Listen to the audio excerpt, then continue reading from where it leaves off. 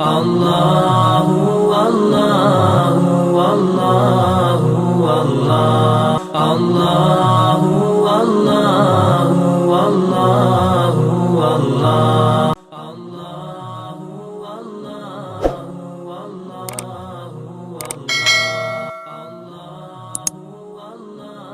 13 لائنوں والا قرآن مجید صفحہ نمبر 119 صفحہ نمبر 119 سورۃ النساء رکوع نمبر 8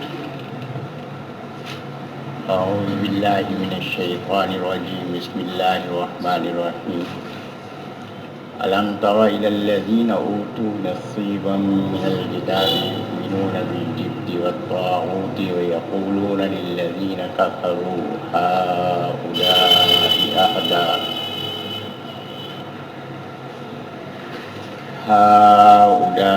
أهدى من الذين آمنوا سبيلا صدق الله العظيم.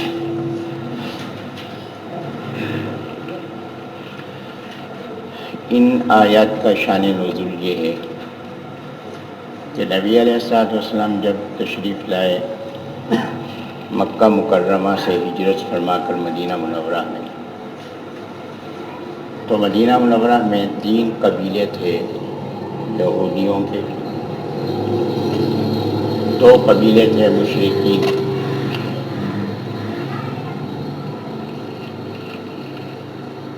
مشرکین کے 2 قبیلے تھے اور ان کی تعداد کافی تھی، ایک قبیلہ اوس اور ایک قبیلہ خزرج. 3 قبیلے تھے یہودیوں کے، بنو قینقاع، بنو نذیر اور بنو قریظہ. ان 3 قبیلوں نے اور 2 قبیلے جو مشرکین کے تھے وہ ایمان لائے. یہودیوں کے 3 قبیلے یہ ایمان نہیں لائے. مدینہ منورہ میں جب نبی نے تشریف لایا تو ان 5 قبیلوں نے نبی علیہ السلام کو مدینہ منورہ کا سربراہ تسلیم کیا. کچھ عرصے کے بعد یہاں ایک بات بھی گزارش کرتے کہ ہمارے یہاں آج کل یہ بات بھی کافی چل رہی ہے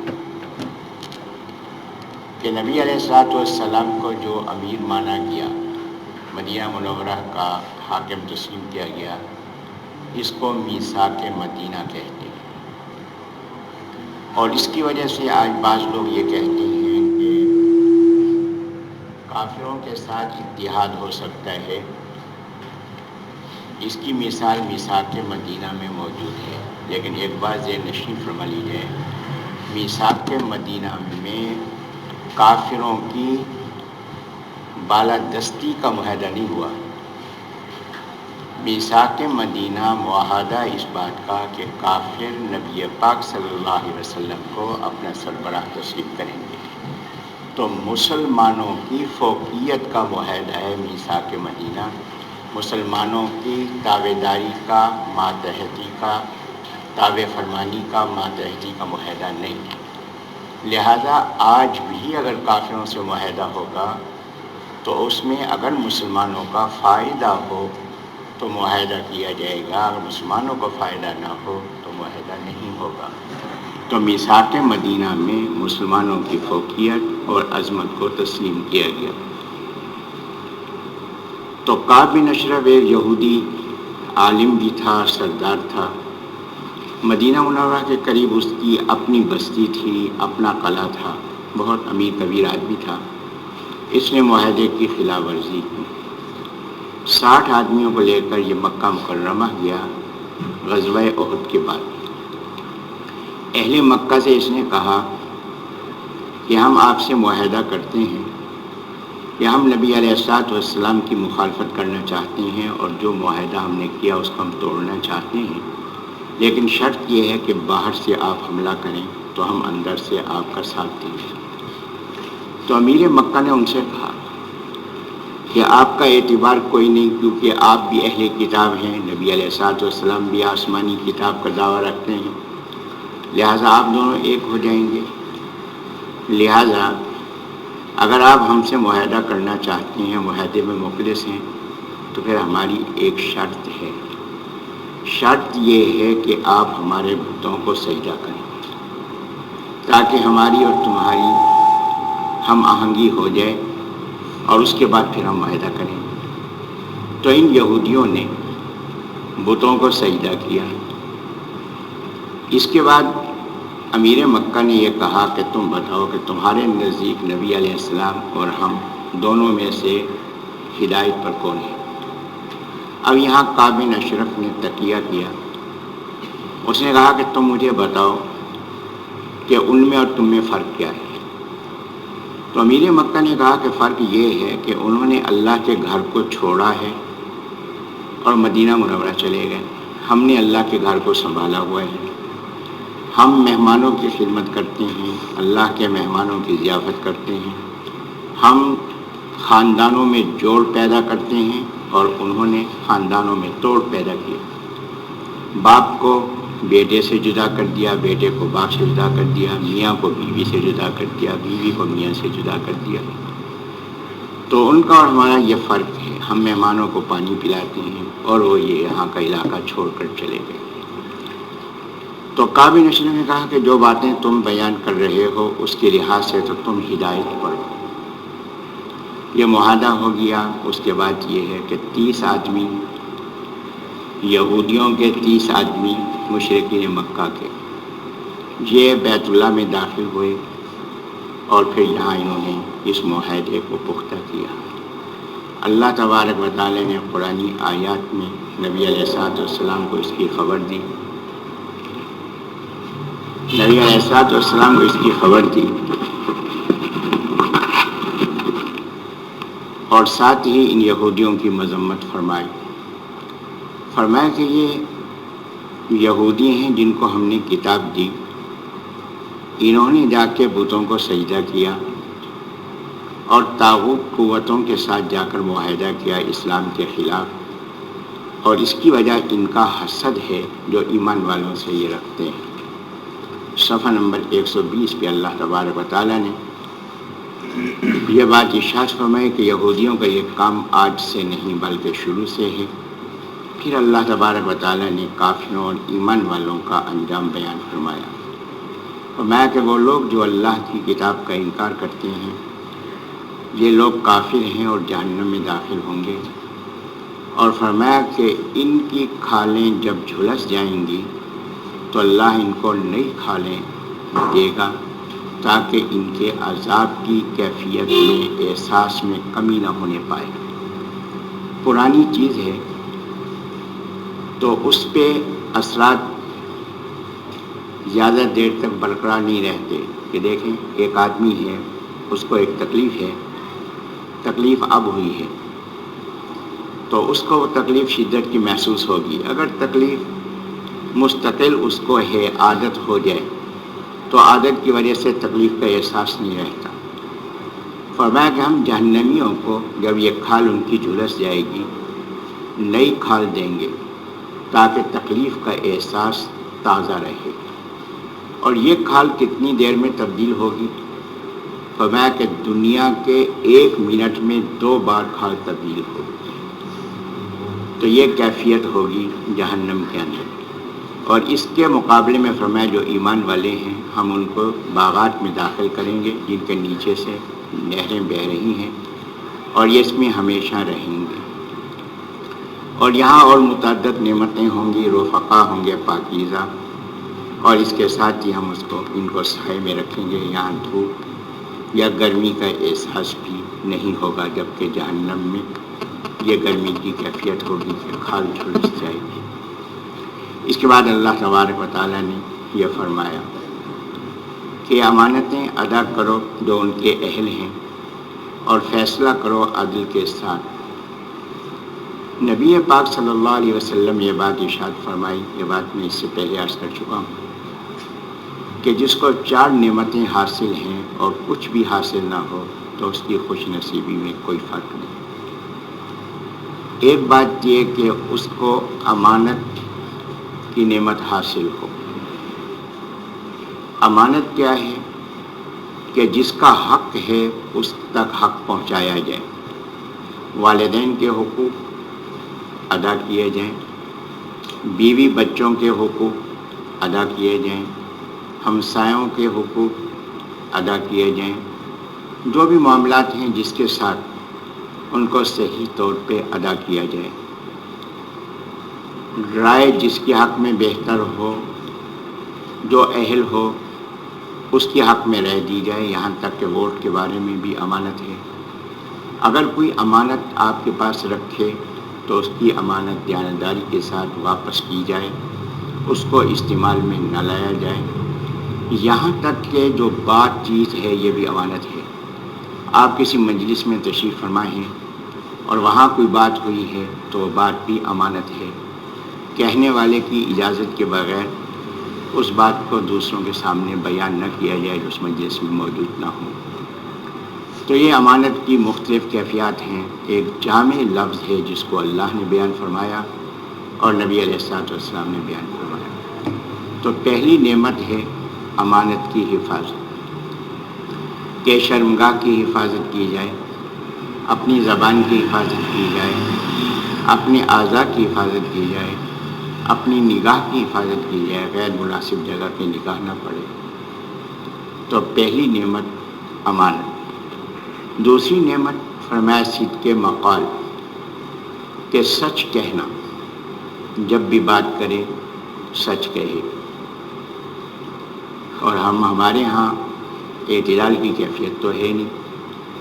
سچ کہنا یہ ہے کہ اگر کسی کی بات ہم نے سنی اور دوسرے کو جا کے سچ سچ بتا دیا اور ان کے گھر میں جھگڑا ہو گیا، مطلب میں جھوٹ بولا ہے، میرے محترم، کہ ایک مقام ایسا ہے جہاں دو کے درمیان صلح کرانی ہو، وہاں جھوٹ اللہ کے نزدیک سچ سے زیادہ پیارا ہے۔ وہ سچ جو جھگڑا پیدا کر دے، اس سچ کے مقابلے میں وہ جھوٹ جو لوگوں میں جوڑ پیدا کرے، تو وہ جھوٹ اللہ کو زیادہ پسند ہے۔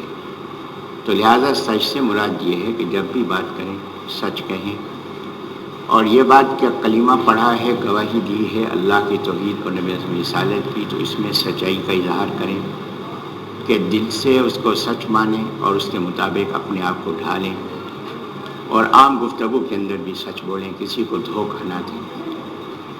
تیسری نعمت فرمایا کہ جس کو حاصل ہو اور وہ خوش نصیب ہے، وہ رزق حلال ہے، کہ اللہ تبارک و تعالیٰ نے ہر شخص کے رزق کی مقدار مقرر فرما دی ہے، اس میں کمی بیشی نہیں ہو سکتی، لیکن اس کو کس طریقے سے حاصل کرنا ہے یہ اللہ نے ہمیں اختیار دیا ہے۔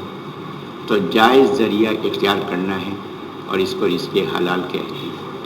اور چوتھی نعمت فرمایا کہ جو حاصل ہو انسان کو وہ خوش نصیب ہے، وہ حسن اخلاق ہے، کہ بات چیت کر رہا ہو، کسی سے معاملہ کر رہا ہو، کاٹ کے نہ بولے، محبت سے گفتگو کرے، اور دعوت کی بات ہو، تبلیغ کا انداز ہو، اس انداز سے بات کرے کہ وہ مؤثر بات ہو۔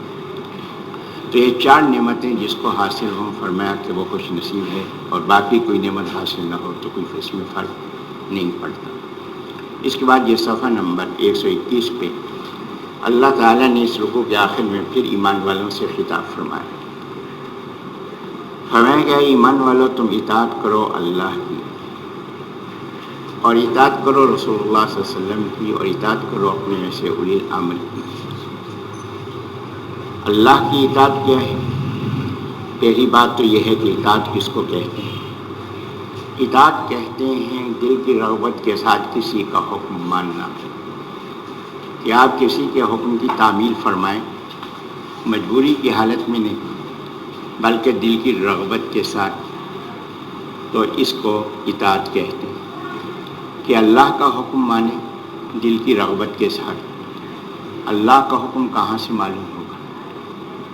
اللہ کا حکم معلوم ہوگا قرآن مجید سے اور نبی پاک صلی اللہ علیہ وسلم کے ارشاد گرامی سے۔ تو اللہ کا حکم معلوم ہونے کے ذریعے تو قرآن مجید اور نبی علیہ السلام کی زبان مبارک، قرآن مجید بھی حضرت کی زبان مبارک سے، اور غیر قرآنی حکم بھی نبی اسلام کی زبان مبارک سے، تو اللہ کے حکم کا ذریعہ نبی پاک صلی اللہ علیہ وسلم۔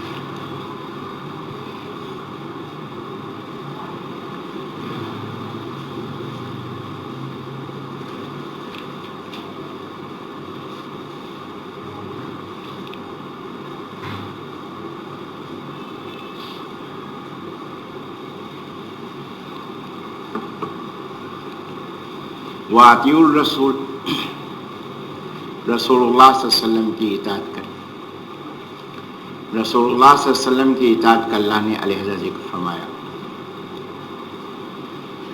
نبی علیہ السلام کا حکم کہاں سے معلوم ہوگا؟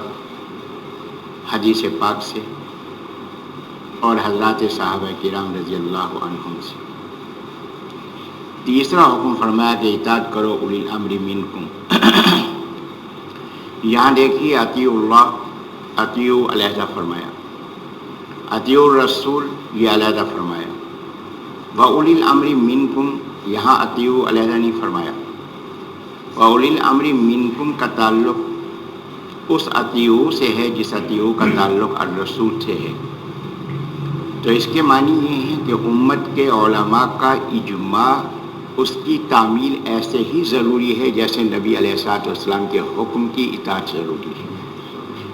تو یہاں اجماع، تین چیزیں معلوم ہو گئی: قرآن، نبی پاک صلی اللہ علیہ وسلم کے ارشاد گرامی اور اجماع امت۔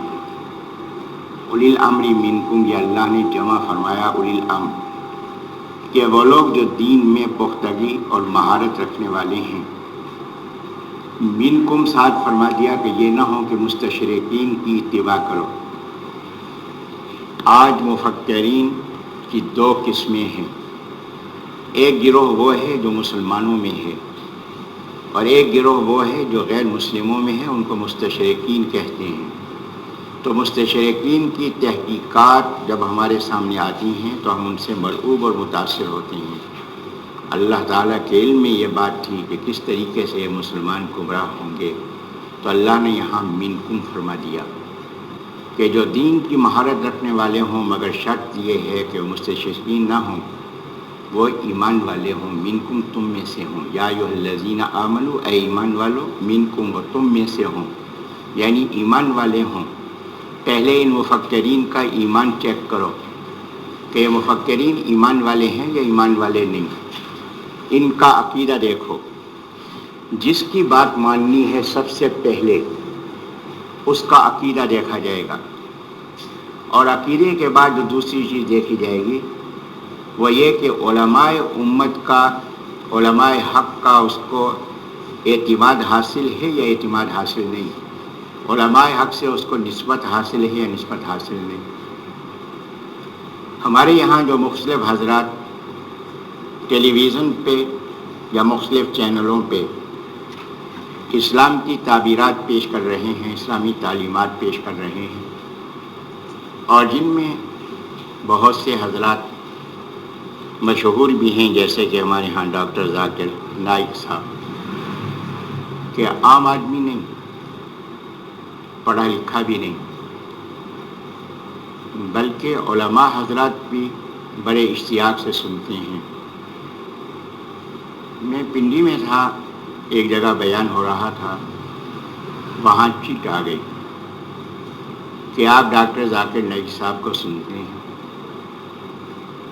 میں نے کہا کہ بحمدللہ نماز فجر سے کچھ دیر پہلے سے لے کر رات کے 1 بجے تک اللہ نے مجھے اتنا مصروف کیا ہوا ہے کہ میرے پاس کسی کو سننے کا وقت نہیں ہے۔ دوسری بات یہ کہ خالص دودھ چاہیے، خالص دودھ دینے کے لیے گھر سے کون نکلے گا؟ گھر سے خالص دودھ لینے کے لیے وہ نکلے گا جس کے اپنے ہاں خالص دودھ موجود نہ ہو۔ میرے ہاں اپنے اکابر موجود ہیں، تو میں ڈاکٹر ذاکر نائک صاحب کو سننے کے لیے کیوں جاؤں گا؟ تو اس لیے بھی میں نہیں سنتا۔ تیسری بات، جو لوگ سنتے ہیں ان سے میرا سوال ہے، کیا انہوں نے ڈاکٹر صاحب کے عقائد کا علم حاصل کر لیا ہے؟ ڈاکٹر صاحب کے عقائد کیا ہیں؟ ڈاکٹر صاحب کن علماء حق سے مستفید ہوئے ہیں؟ کون سے علماء حق ہیں جنہوں نے ان پر اعتماد کیا ہے؟ یہ 3 باتیں معلوم کرنا ضروری ہے، اور جن لوگوں نے ان 3 باتوں کو معلوم کیا ہے ان کو حق حاصل ہے کہ ڈاکٹر صاحب کو سنیں، اگر ان 3 باتوں میں انہوں نے حق پر پایا ہے تو ان کو سنیں۔ اور جن لوگوں نے ان 3 باتوں کی تحقیق نہیں کی ان کو حق حاصل ہی نہیں جو ڈاکٹر صاحب کو سنیں۔ یہ سورہ فرقان کے آخر میں ہم پہنچیں گے انشاءاللہ، وہاں یہ بات واضح ہوگی کہ اللہ تبارک و تعالیٰ نے عباد الرحمن، رحمان کے بندوں کی تعریف بیان فرمائی ہے کہ یہ وہ ہیں کہ جو قرآن کی آیات پر اندھے اور بہرے ہو کے نہیں گرتے، کہ وہ لوگ جو قرآن کے حوالے سے گفتگو کر رہے ہوں تو اس وجہ سے ان کی بات پہ وہ نہیں اپنے آپ کو وابستہ کرتے کہ یہ قرآن سنا رہا ہے، نہیں، فرمایا کہ پہلے اس بات کا جائزہ لینا ضروری ہے کہ جو قرآن سنا رہا ہے اس کا اپنا عقیدہ کیا ہے، کن علماء حق سے اس نے استفادہ کیا ہے اور کن علماء حق کا اس کو اعتماد حاصل ہے۔ تو یہ تین باتیں معلوم کرنا ضروری ہیں۔ تو یہاں اللہ نے لفظ منکم بیان فرمایا۔ قرآن مجید فصاحت و بلاغت کا اعلیٰ نمونہ ہے، کوئی لفظ قرآن مجید میں اضافی نہیں، ہر لفظ کے اندر ایک جامعیت ہے، سمندر ہے معانی کا۔ تو یہاں اللہ کو معلوم تھا کہ اس قسم کے افراد منظر عام پہ آئیں گے۔ اللہ نے پہلے ہی فرما دیا کہ منکم، کہ ان کے ایمان اور عقیدے کا جائزہ لے لو اور پھر اس کے بعد ان کی بات کو ماننا۔ تو تیسری چیز علماء امت کا اجماع، پہلی چیز قرآن مجید، دوسری چیز نبی علیہ الصلوۃ والسلام کی سنت، تیسری چیز اجماع امت۔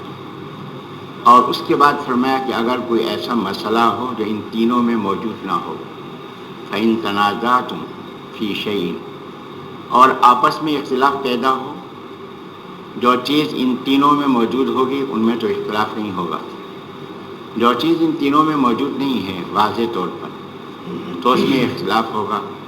تو اس اختلاف میں کیا کیا جائے؟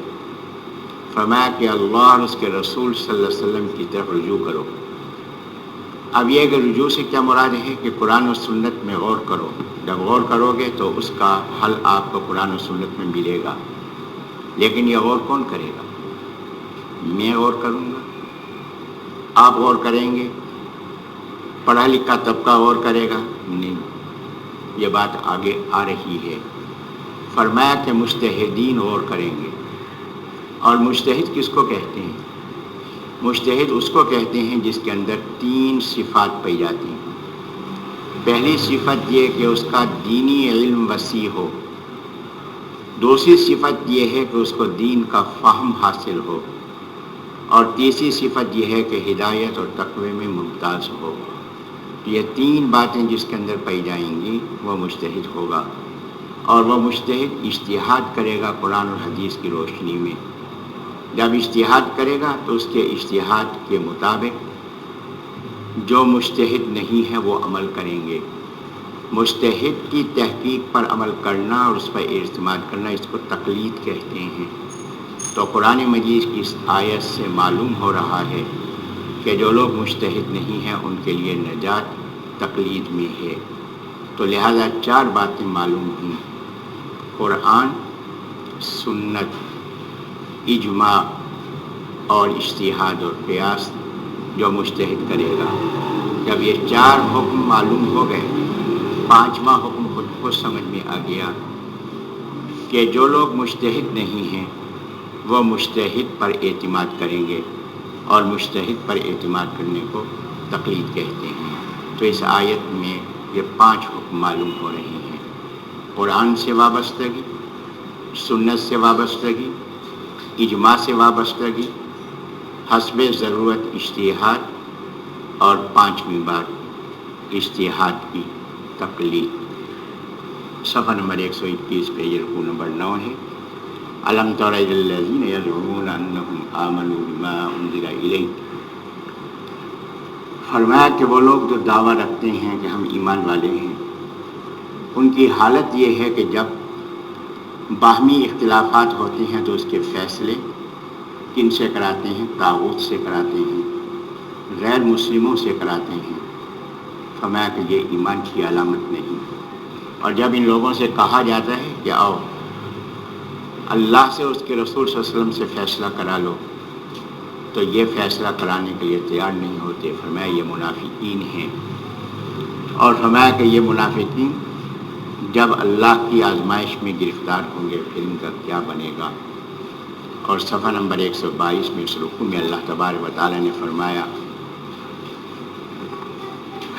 کہ اللہ تبارک و تعالیٰ نے کوئی رسول نہیں بھیجا سوائے اس بات کے کہ اس کی اطاعت کی جائے۔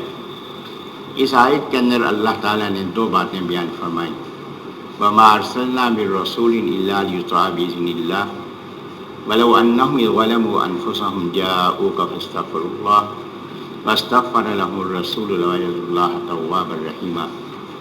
اللہ نے اس آیت میں دو باتیں بیان فرمائیں۔ ایک بات یہ کہ اللہ تبارک و تعالیٰ نے رسول اللہ صلی اللہ علیہ وسلم کی اطاعت کا حکم دیا ہے، اور دوسری بات یہ کہ اللہ نے خوشخبری بیان فرمائی۔ خوشخبری یہ ہے کہ جب کوئی آدمی گناہ کر لے، گناہ ہو جائے، اب اپنے گناہ پہ نادم ہے، فرمایا کہ نبی پاک صلی اللہ علیہ وسلم کی خدمت عالیہ میں حاضر ہو، خود بھی اللہ سے استغفار کرے، نبی علیہ السلام سے درخواست کرے کہ حضرت آپ میرے لیے دعائے مغفرت فرمائیں۔ نبی علیہ السلام نے دعائے مغفرت فرما دی تو اللہ تبارک و تعالیٰ اس کے گناہوں کو معاف فرما دیں گے۔ اب یہ کہ اس میں یہ خوشخبری ہے کہ نبی علیہ السلام سے درخواست کی جائے کہ حضرت دعائے مغفرت فرمائیں، اور حکم یہ ہے کہ نبی علیہ السلام کی اطاعت کرو، کہ نبی علیہ السلام کی اطاعت کرو، اور خوشخبری یہ ہے، یہ حکم ہے۔ خوشخبری یہ ہے کہ نبی علیہ السلام سے درخواست کرو کہ حضرت ہمارے لیے آپ دعائے مغفرت فرمائیں، اور نبی علیہ السلام نے جس کے لیے دعائے مغفرت فرما دی اس کی بخشش ہو گئی۔ اب یہ بات کہی جاتی ہے کہ جو پہلا جز ہے اطاعت کرو، یہ تو قیامت تک کے ایمان والوں کے لیے ہے، مگر یہ جو خوشخبری ہے کہ نبی علیہ السلام سے درخواست کرنا اور نبی علیہ السلام اس کے لیے مغفرت کی دعا کریں، یہ حضرات صحابہ کرام رضی اللہ عنہ کے لیے مخصوص ہے۔ میں ایک بات عرض کرتا ہوں کہ یہاں ایک حکم ہے، ایک خوشخبری ہے۔ اگر حکم میرے لیے ہے تو خوشخبری بھی میرے لیے ہے، اگر خوشخبری میرے لیے نہیں تو میرے لیے حکم کیوں ہے؟ کہ اگر یہ بات کہی جائے کہ آپ یہ تعمیر کریں، محنت مزدوری کریں، اس پہ آپ کو معاوضہ ملے گا، تو دو باتیں ہیں، معاوضہ ملنا یہ خوشخبری ہے،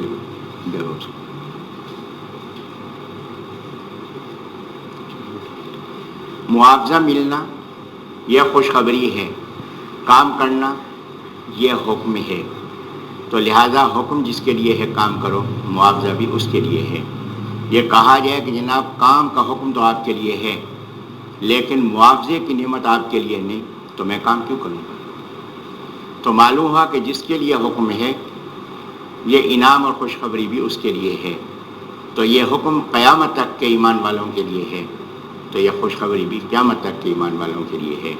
لیکن یہاں جو بات قابل غور ہے کہ یہاں فرمایا کہ نبی علیہ السلام کے جو گناہ کر بیٹھے، مگر شرط یہ ہے کہ جاؤ کا، وہ آپ کو اپنے ہاں بلانے والے نہ ہوں کہ نبی علیہ السلام ہماری مجلس میں آ گئے، نہیں، جاؤ کا وہ چل کے آپ کی خدمت میں حاضر ہونے والے ہوں، تو ان کے لیے بخشش کا وعدہ ہے۔ اور جو اپنی جگہ پہ بیٹھے ہوئے ہیں اور حضرت کو یہاں بلا رہے ہیں، بہت عرصے کی بات ہے کہ میں پنڈی کے قریب ایک بہت بڑی خانقاہ میں گیا، تحقیق کا ذوق شروع ہی سے ہے، وہاں گیا تو مجلس ہو رہی تھی اور ایک قالین تھا جو بچھایا گیا تھا اور وہ خالی تھا، دیگر مقامات پہ حضرات بیٹھے تھے۔ مجلس برخاست ہوئی تو میں نے جو ذمہ دار تھے ان سے پوچھا، میں نے کہا کہ یہ قالین اس طرف پڑا تھا جو اب آپ نے اٹھایا ہے، تو اس میں کیا وابستگی ہے، کیا بات ہے، معلومات کے لیے پوچھنا چاہ رہا ہوں۔ انہوں نے کہا کہ آپ کو نہیں معلوم؟ میں نے کہا نہیں معلوم نہیں ہے تو پوچھ رہا ہوں۔ کہنے لگے یہ نبی علیہ السلام کے لیے بچھایا گیا تھا۔ تو نبی پاک صلی اللہ علیہ وسلم اس مجلس میں تشریف لائے۔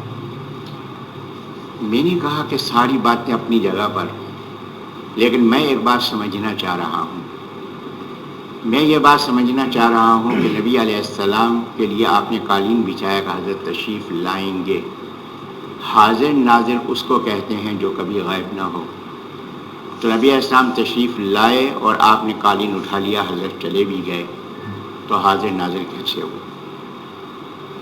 آنے اور جانے والا تو حاضر ناظر نہیں ہوا کرتا، حاضر ناظر تو وہی ہوگا کہ جس کا آنا جانا نہ ہو۔ ایک بات تو یہ میں سمجھنا چاہ رہا ہوں۔ دوسری بات میں ایک اور سمجھنا چاہ رہا ہوں کہ نبی علیہ الصلوۃ والسلام اس طرف بیٹھنا چاہتے ہوں، آپ نے حضرت کا قالین اس طرف بچھا دیا، تو اس کے معنی ہے کہ نبی علیہ الصلوۃ والسلام کو آپ نے اپنی مرضی کا تابع کر دیا۔ پھر نبی علیہ السلام آپ کی مجلس سے اتنے خوش ہو رہے ہوں کہ جانا نہ چاہتے ہوں، آپ نے قالین اٹھا لیا کہ حضرت اب آپ تشریف لے جائیں۔ اس سے بڑھ کے بے ادبی کی بات ہو سکتی؟ اب وہ مجھ سے فرمانے لگے کہ حضرت ہمارے ہاں بس یہ روایت چل رہی ہے، بس اس کو آپ چلنے دیں، تو اس تحقیق میں آپ نہ جائیں تو بہتر ہے۔ تو اس پہ جتنا غور کریں، تو آدمی جو ہے اگر غور کرے، اللہ نے عقل دی ہے، تو یہ باتیں وہ ہیں جو انسان کو فوری سمجھ میں آ جاتی ہیں۔ اس کے لیے شعور کا ہونا کافی ہے، گہری عقل کا ہونا ضروری نہیں۔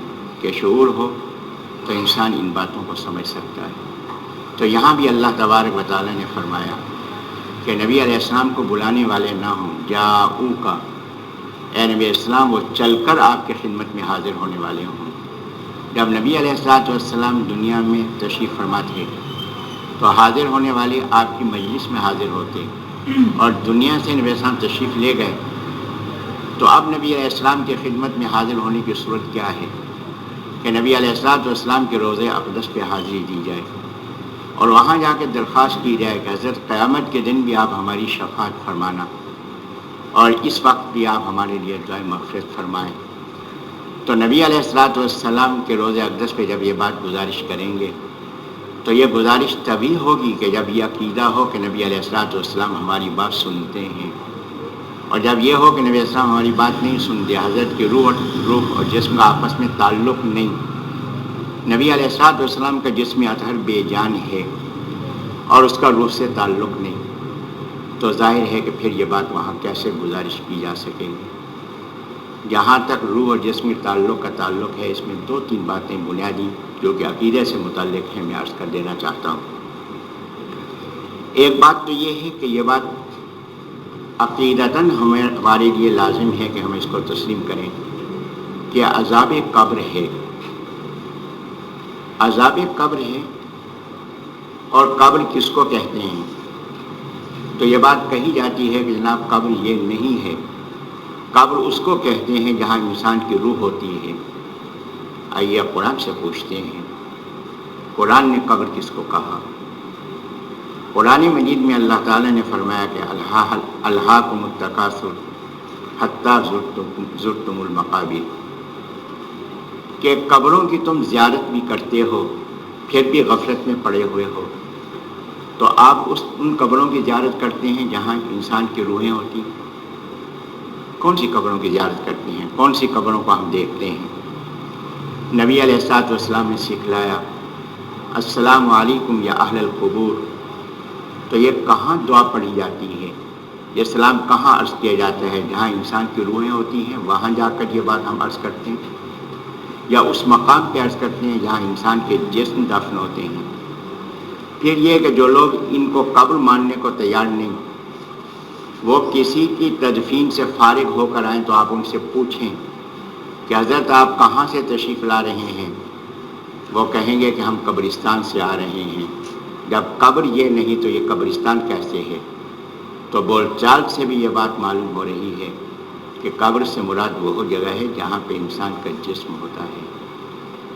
نبی پاک صلی اللہ علیہ وسلم خچری پہ سوار تھے، حضرت زید بن ثابت رضی اللہ عنہ کی روایت ہے مسلم شریف کے اندر، فرمایا کہ نبی پاک صلی اللہ علیہ وسلم کی خچری بزک گئی، ہم دوڑے کہ کہیں حضرت کی خچری حضرت کو گرا نہ دے۔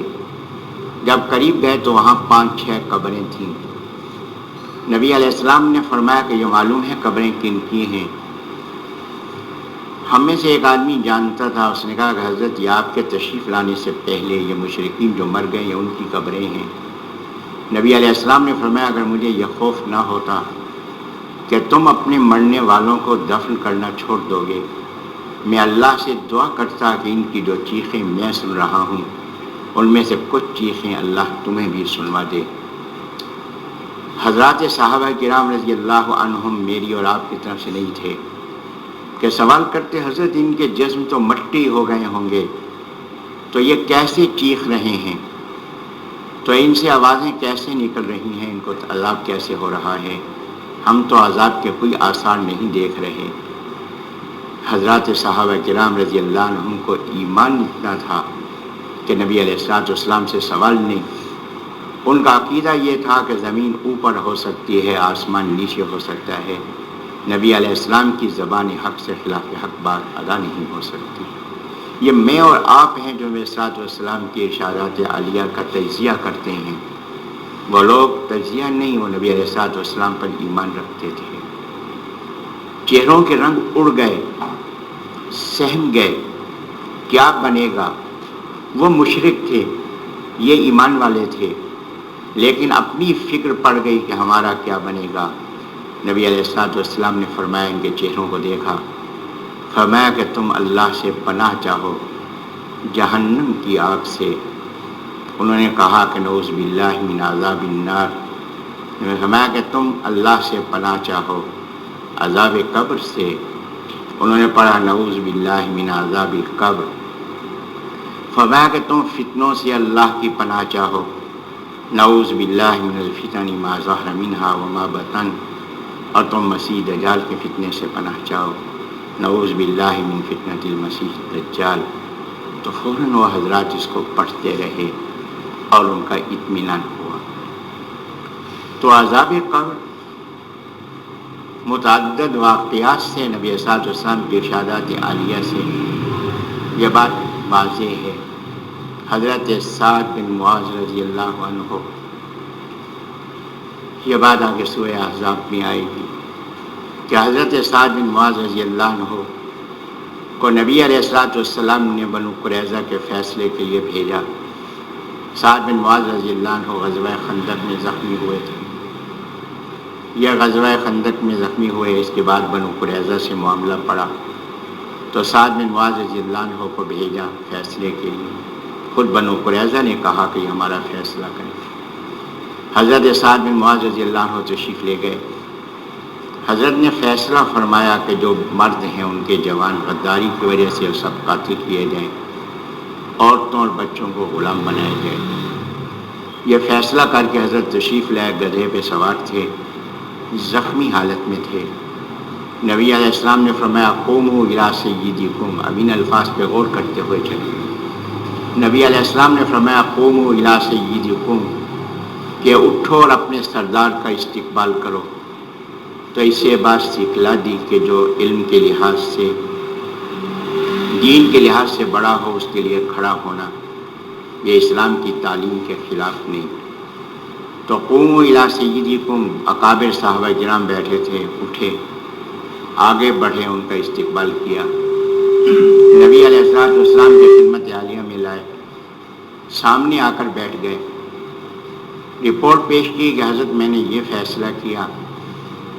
نبی علیہ السلام نے فرمایا کہ اے سعد، تو نے وہ فیصلہ کیا جو فیصلہ آسمان پر اللہ نے کیا، یہ اللہ ہی کا فیصلہ ہے جو تیری زبان سے جاری ہوا۔ دو باتیں۔ اگلی بات، سعد بن معاذ رضی اللہ عنہ نے ہاتھ اٹھائے دعا کے لیے کہ اے اللہ، کہ میں نے ایک عہد کیا تھا، جب تک یہ اہل مکہ نبی علیہ السلام پر حملہ کرتے رہیں گے میں نبی علیہ السلام کی طرف سے دفاع کرتا رہوں گا۔ اگر اس لڑائی کے بعد اہل مکہ نے حملہ کرنا ہو تو اے اللہ کہ مجھے زندگی عطا فرما کہ میں اپنے عہد کو پورا کروں۔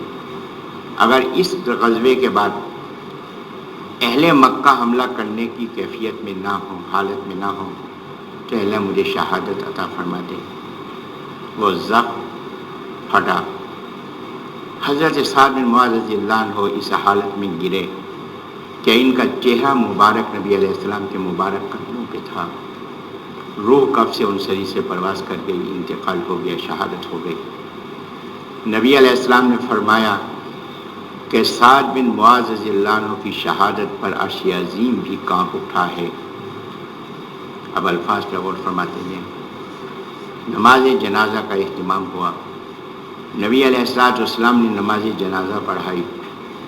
نماز جنازہ کے بعد حضرت نے فرمایا کہ 70,000 فرشتے آج ان کے جنازے کے لیے وہ نازل ہوئے جو اس سے پہلے زمین پر کسی کام کے لیے نہیں اتارے گئے۔ نبی علیہ السلام نے تدفین فرمائی، قبر مبارک میں اپنے ہاتھوں سے اتارا، اور جیسے ہی مٹی ڈالی گئی نبی علیہ السلام بے تحاشا رونے لگے۔ نبی علیہ السلام نے اپنی چادر مبارک، وہ چادر مبارک جو حضرت کی سنت ہے اور جس کو آج بھی طالبان نے زندہ رکھا ہوا ہے، یہ چادر حضرت نے اپنے چہرے پہ ڈالی، بے تحاشا دھارے مار کے رونے لگے، ذکر اذکار فرمانے لگے، دعائیں فرمائیں، تکبیرات پڑھیں، تسبیحات پڑھیں، تحلیل لا الہ الا اللہ پڑھتے رہے۔ قبر پہ اذان دی نہیں، ذکر اذکار فرماتے رہے، دعائیں فرماتے رہے۔ کافی دیر کے بعد نبی علیہ السلام کا رونا رکا، فرمایا کہ سعد پر قبر تنگ ہو گئی تھی اور میرے یہ پڑھنے سے اس کی قبر فراخ ہوئی ہے۔ آؤ چلیں اس کے گھر جا کر پوچھیں کہ کوئی ایسا کام، اس کا ایسا عمل تو نہیں تھا، کوئی ایسی کوتاہی تو نہیں تھی جس کی وجہ سے قبر کی تکلیف ہوئی ہے۔ نبی علیہ السلام ان کے گھر تشریف لے گئے، ان کی زوجہ مطہرہ رضی اللہ عنہا سے پوچھا۔ انہوں نے کہا کہ ان کے اندر عیب کوئی نہیں تھا، حسن اخلاق کے مالک تھے، مجھے بھی ان سے کوئی تکلیف نہیں، شکایت نہیں، خاندان کی کسی فرد کو ان سے کوئی شکایت نہیں، سخی تھے، اللہ کے راستے میں مال بے درے خرچ کرتے تھے، جہاد میں بھرپور انداز سے حصہ لیتے تھے، نماز میں کوئی کوتاہی نہیں، تہجد گزار تھے، ہر لحاظ سے ان کے اندر خوبی ہی خوبی تھی۔ پھر سوچ کے فرمانے لگیں کہ ہاں ایک بات ہے کہ ان کے ریوڑ ہیں، تو یہ جب بکریوں کے ریوڑ میں جا کے کھڑے ہوتے تھے تو پیشاب میں احتیاط نہیں فرماتے تھے۔ نبی علیہ السلام نے فرمایا کہ عذاب قبر کے بنیادی سبب میں یہ پیشاب میں احتیاط نہ کرنا شامل ہے۔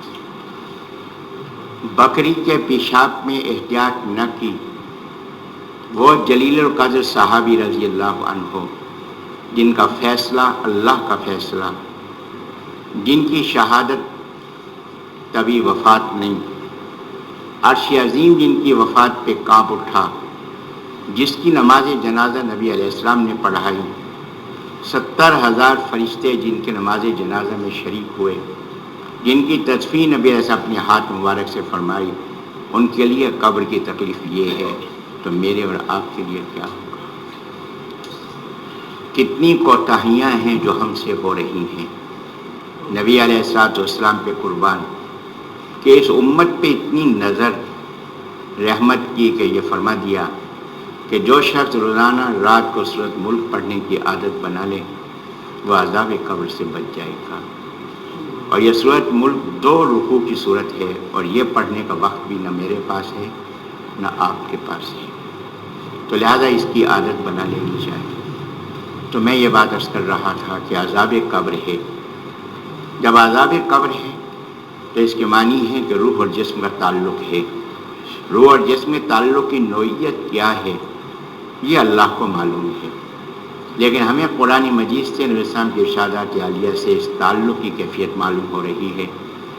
ہمارا اس بات پہ یقین ہے کہ نبی علیہ السلام نے فرمایا کہ جو میری قبر پہ آئے گا وہ سلام کہے گا، میں اس کا سلام سنوں گا اور اس کو جواب بھی دوں گا۔ تو ہمارا اس بات پہ یقین ہے اور ہمارا عقیدہ ہے۔ تو یہاں اس آیت سے بھی یہ بات معلوم ہو رہی ہے کہ نبی علیہ السلام کی خدمت عالیہ میں حاضر ہو کر اگر درخواست کی جائے کہ حضرت آپ ہماری شفاعت بھی فرمائیں اور ہمارے لیے دعائیں مغفرت بھی فرمائیں، تو اللہ تعالیٰ اس کو مایوس اور محروم نہیں فرمائیں گے۔ اور اس کے بعد اللہ تبارک و تعالیٰ نے یہ بات ارشاد فرمائی کہ ایمان کا تقاضا ہے کہ نبی علیہ السلام کے فیصلے پہ ناگواری کا احساس نہیں ہونا چاہیے۔ پھر اللہ نے ایک بات یہاں ارشاد فرمائی کہ دیکھو کہ اگر اللہ تعالیٰ حکم دے دیں انقتلوا انفسکم کہ اپنے آپ کو قتل کرو، یہاں دور حاضر کا ایک اور بہت بڑا مسئلہ ہوا کہ جناب یہ خودکشی کیا جائز ہے؟ کہ جو مجاہدین خودکشی کرتے ہیں یہ ہم اس کو خودکشی کہتے ہیں۔ پہلی بات تو یہ ہے کہ لفظ خودکشی ہے کاف کے پیش کے ساتھ، خودکشی نہیں۔ خودکشی کے معنی اپنے آپ کو بڑھانا ہوتے ہیں کہ پہلے ایک ہے پھر نکاح کر لیا، دو ہو گئے یہ خودکشی ہے، پھر اولاد ہو گئی یہ خودکشی ہے۔ تو یہ خودکشی نہیں، یہ خودکشی ہے کاف کے پیش کے ساتھ کہ اپنے آپ کو موت کے منہ میں دینا۔ تو یہ جو خودکشی کہہ رہے ہیں ہم، اور مجاہدین اس کو فدائی کہتے ہیں، کہ یہ جائز ہے کہ اپنے آپ کو موت سے ہمکنار کرنا؟ آئیے قرآن مجید سے پوچھتے ہیں، اللہ کو معلوم تھا کہ یہ دور آئے گا، فرمایا کہ وَلَوْ أَنَّا كَتَبْنَا عَلَيْهِمْ أَنِ اقْتُلُوا أَنفُسَكُمْ کہ اگر ہم یہ حکم دے دیتے کہ اپنے آپ کو قتل کرو، تو اپنے آپ کو قتل کرنے کے معنی خودکشی کرنے کے نہیں ہیں، بلکہ اپنے آپ کو قتل کے منہ میں دینا۔ کس کے لیے؟ دین اسلام کے لیے۔ فرمایا کہ تھوڑے ہی لوگ ہوں گے جو اس کے لیے تیار ہوں گے۔ تو اپنے آپ کو قربان کرنا، فدائی کرنا، تو یہ دین اسلام کے لیے اس کا جواز قرآن مجید کی دیگر آیات کے علاوہ یہاں سے بھی معلوم ہو رہا ہے، اور حضرات صحابہ کرام رضی اللہ عنہم کے عمل مختلف جہاد کے واقعات میں ان کے عمل سے بھی یہ بات معلوم ہو رہی ہے۔ تو اللہ تبارک و تعالیٰ نے یہ بات ارشاد فرمائی اس رکوع کے آخر کے اندر صفحہ 122 سے 123 میں، جو اللہ رسول صلی اللہ علیہ وسلم کی اطاعت کرے گا تو ایسے اطاعت کرنے والے انعام یافتہ لوگوں کے ساتھ ہوں گے، اور انعام یافتہ لوگ کون کون سے ہیں وہ اللہ نے یہاں بیان فرما دی۔ فرمایا ان کی رفاقت بہتر ہے، تو دنیا کے اندر بھی ان کی رفاقت کو اختیار کرو۔ یہاں دو باتیں قابل غور ہیں۔ اللہ اللہ اللہ اللہ اللہ